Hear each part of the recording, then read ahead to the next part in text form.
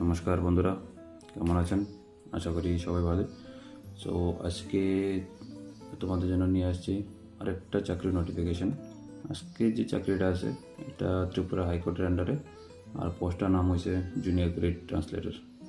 এই পোস্টের মধ্যে কোনো ফিক্সড পে সিস্টেম নাই, প্রথম দিন থেকে রেগুলার স্যালারি পাবেন, আর গ্রেড পে 4,200 টাকা। সো এই চাকরির জন্য কী কী কোয়ালিফিকেশান দরকার, রিক্রুটমেন্ট প্রসেস কীভাবে হবো, কি স্যালারি, টোটাল স্যালারি অ্যাপ্রক্সিমেট কত হবো, সব কিছু জানতে পারবেন। সো শুরু করি আজকের এই চাকরির যে অফিসিয়াল নোটিফিকেশানটা আছে ওইটা দিয়ে। এই যে নোটিফিকেশানটা আছে, অফিসিয়াল নোটিফিকেশানটা, এটা আপনারা পাবেন ত্রিপুরা হাইকোর্টের অফিসিয়াল ওয়েবসাইট thc.nic.in। ঠিক আছে। সো এই পোস্টটা জুনিয়র গ্রেড ট্রান্সলেটর, তার লেগে যে এজ লিমিট আছে, এজ লিমিট হচ্ছে 18 বছর থেকে 45 বছর পর্যন্ত। আর বাকি যদি এসসি বা এসটি ক্যাটাগরির অন্তর্ভুক্ত হয় তাহলে 45 বছর পর্যন্ত। আপনার ফর্ম ফিল আপের টাইম 13/6/2026 পর্যন্ত খোলা থাকবে, 13 জুন 2026 পর্যন্ত। বাকি টোটাল নম্বর অফ পোস্ট 5টির মধ্যে ক্যাটাগরি ওয়াইজ ডিভাইড করা আছে। ইউআরের জন্য 2টি, এসটি 2টি, আর এসসির 1টা সিট। আর pay structure regular pay scale, grade pay 4200, যেটা ত্রিপুরার নিউ পে ম্যাট্রিক্সের হিসাবে লেভেল 10। তো তার জন্য এলিজিবিলিটি আর এডুকেশন কোয়ালিফিকেশন কী কী লাগবে, আপনাকে মাস্টার ডিগ্রি কমপ্লিট থাকতে হবে যে কোনো একটা অফিসিয়াল, ত্রিপুরার অফিসিয়াল ল্যাঙ্গুয়েজে, এবং প্রফিসিয়েন্সি ইন ইংলিশ ল্যাঙ্গুয়েজ ভালো করে জানতে হবে। বা এছাড়া মাস্টার ডিগ্রি ইন ইংলিশে MA থাকতে হবে। এছাড়া টেকনিক্যাল কোয়ালিফিকেশানে থাকতে হবে, আপনাদের কম্পিউটার জানা অবশ্যই দরকার। আর ওয়েটেজ দেওয়া হবে তাদেরকে যারা ল গ্র্যাজুয়েট, LLB যারা করেছে তাদেরকে ওয়েটেজ দেওয়া হবে। বাকি সবাই অ্যাপ্লাই করতে পারেন, কোনো অসুবিধা নেই। আর অ্যাপ্লাই করতে গেলে যে ফি দরকার, ফি হচ্ছে জেনারেল ক্যাটাগরির জন্য 600 টাকা, আর SC ST ক্যান্ডিডেটদের জন্য 300 টাকা। সিলেকশন প্রসেসটা কী হবে, কীভাবে সিলেকশন করা হবে? তো তার জন্য 2টা পার্ট হবে, একটা ফেজ 1 আর ফেজ 2। ফেজ 1-এ হবে প্রথমে রিটেন টেস্ট, যেটা 100 নম্বরে হইব। এটা 2টা ভাগে ভাগ করা আছে, যেটা আছে যে একটা জেনারেল ইংলিশ, এটা বলতে পারেন 75 নম্বরে, এটা মোটামুটি সাবজেক্টিভ। আর বাকি যে 25 নম্বরের যেটা আছে এটা অবজেক্টিভ টাইপের হবে। টোটাল হইব 100 নম্বরের পরীক্ষা। আর যে ক্যান্ডিডেট 100 নম্বরের মধ্যে মিনিমাম 60 নম্বর পাইব তাদেরই ডাকা হইব ভাইবার জন্য। আর যদি SC বা ST হয় তাদের জন্য 10% রিল্যাক্সেশন আছে, মানে 50% যদি নম্বর পাই, 50 নম্বর যদি পায় তাদেরকে ডাকা হইব ভাইবার জন্য। আর ভাইবার জন্য কতজন ডাকা হইব, যদি 5টা সিট আছে তো টোটাল 1:3, মানে 5টা সিটের জন্য 15 জনকে ডাকা হইব ভাইবার লেগে। আর ভাইবা ফেজ 2তে হইব ভাইবা হইব 25 নম্বরের লেগে। আর ভাইবাতে আপনাকে মিনিমাম পাইতে হইব 30% নম্বর, মানে অ্যাটলিস্ট 7.5 নম্বর আপনাকে পাইতে হইব যদি কোয়ালিফাই করতে গেলে এই চাকরিটা লেগে। আর ইম্পর্টেন্ট নোটিস আলাদা কিছু নোট দিয়ে দিয়েছে, যে জিনিসটা হয়েছে যদি কোনো SC ST ক্যান্ডিডেটের মধ্যে না পাওয়া যায় লোক, তাহলে ওই সিটগুলা জেনারেল ক্যাটাগরিতে লোকতে নিয়ে হইব, এই সিটগুলো ভ্যাকেন্ট থাকতো না। সো এটা অফিসিয়ালি অ্যাজ পার রুলসে যা আছে সেই হিসেবে হইব। তারপরে যে পোস্টের নাম্বার, এটা কমতেও পারে বাড়তেও পারে।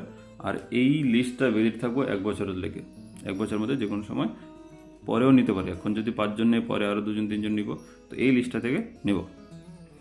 SC ST অন্য স্টেটে থাকলে এটা কোনো ম্যাটার করে না, কিন্তু এটা তারা জেনারেল ক্যান্ডিডেটে অ্যাপ্লাই করতে পারবো। আপনারা যে পেমেন্ট করতে পারবেন আপনারা কার্ডের মাধ্যমে, বা ক্যাশ কার্ড না, UPI দিয়ে করতে পারবেন। ক্যাশ তো করতে পারবেন না, অনলাইন অ্যাপ্লাই করতে লাগবে, তো অনলাইনে পেমেন্ট করতে লাগবো।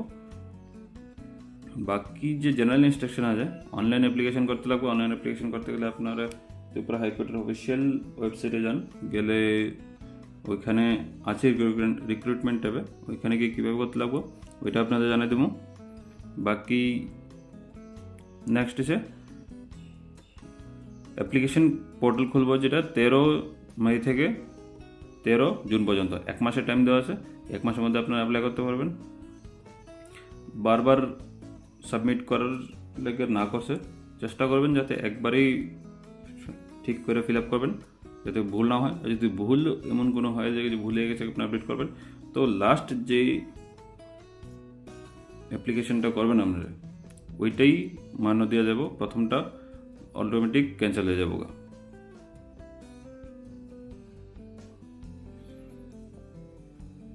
আর যদি গভর্নমেন্ট চাকরি করতেছেন তাহলে আপনাদের নো অবজেকশন সার্টিফিকেট লাগবে আপনার ডিপার্টমেন্ট থেকে এই চাকরিটা অ্যাপ্লাই করার লিগে।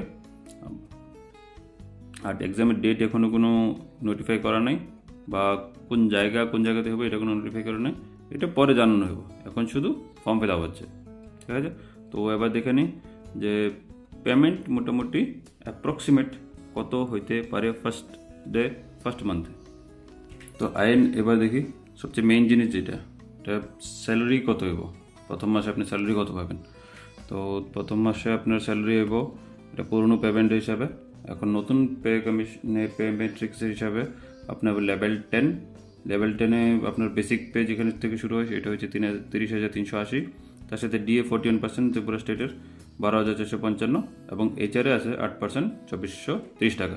তো টোটাল মোটামুটি আপনি অ্যাপ্রক্সিমেট 45,000 টাকা পাবেন ইনহ্যান্ড স্যালারি এই চাকরিটার মধ্যে ফার্স্ট মান্থে। তো চলুন এবার দেখি অনলাইনে কী করে রেজিস্ট্রেশন করতে হবে আমাদেরকে। অনলাইন রেজিস্ট্রেশন করতে হলে সবার প্রথম আপনাকে যেতে হবে ত্রিপুরা হাইকোর্টের অফিসিয়াল ওয়েবসাইটে যাওয়ার পর আপনি বাদিকে পেয়ে যাবেন রিক্রুটমেন্ট ট্যাব, আদার ইনফরমেশনের মধ্যে রিক্রুটমেন্ট ট্যাব পাবেন। তার মধ্যে যাবেন, ওটা সিলেক্ট করলে আপনার এই পেজটা খুলবে। এই পেজটার একদিকে পাবেন আপনি নিউ ইউজার রেজিস্ট্রেশন, আর অন্যদিকে পাবেন লগ ইন। তো প্রথমে দেখি নিউ ইউজার রেজিস্ট্রেশন কী হবে। যদি আপনি প্রথমবার এই সাইটে এসছেন, আগে কখনো ইউজার রেজিস্ট্রেশন করেন, তাহলে আপনাকে করতে হবে রেজিস্ট্রেশন করতে গেলে আপনার সর্বপ্রথম দিতে হবে আপনার নাম, তারপরে ইমেল আইডি, তারপরে দেবেন আপনার মোবাইল নাম্বার দিয়ে জেনারেট ওটিপিতে দেবেন। ওটিপি আসবে মোবাইলে, ওই ওটিপিটা এখানে দেবেন, দিয়ে সেটা ওটিপির লেগে একটা অপশান আসবে ওখানে দেবেন, দিয়ে সেটা তারপরে ডেট অফ বার্থ আর পাসওয়ার্ড বানায়া যেগুলো নতুন আপনার যে পাসওয়ার্ডটা দেবেন ওই পাসওয়ার্ডটা অবশ্যই মনে রাখবেন। পাসওয়ার্ডটা দিয়ে আপনি রেজিস্ট্রেশন করবেন। রেজিস্ট্রেশন করলে যে রেজিস্ট্রেশন নাম্বার এবং একটা বা আপনার ইমেল আইডি ওইটা ইউজ করতে পারবেন লগ ইন করার লেগে। আর আপনার কাছে যদি আগের থেকে লগ ইন আইডি রেজিস্ট্রেশন করা থাকে তাহলে ওই ইমেল আইডি বা রেজিস্ট্রেশন নাম্বার বা এরপরে রেজিস্ট্রেশন নাম্বার দেবেন লগ ইনের মধ্যে গিয়ে ইউজার আইডিতে, আর তারপর পাসওয়ার্ডে আপনি যে পাসওয়ার্ডটা সেট করছেন ওই পাসওয়ার্ডটা দেবেন, তারপরে পেরোবে কোড দেওয়া আছে কোডটা সেম দেবেন, দিয়ে সেটা লগ ইন করবেন। লগ ইন করলে দেন আপনার এই পেজটা খুলবো। এই পেজটা খুললে আপনার রেজিস্ট্রেশন চলতেছে। এই পেজের মধ্যে সবার আগে দেবেন আপনার বাবার নাম, মার নাম, তারপরে আপনি মেরিড না আনমেরিড, ইয়েস হলে ইয়েস হলে আপনার স্পাউসের নাম, ওয়াইফ হাজব্যান্ডের নাম অপশান নেব ওইখানে দেবেন। তারপরে জেন্ডার মেল না ফিমেল, ক্যাটাগরি আপনি ইউআর মানে জেনারেল না এসসি না এসটি ওইটা দেবেন।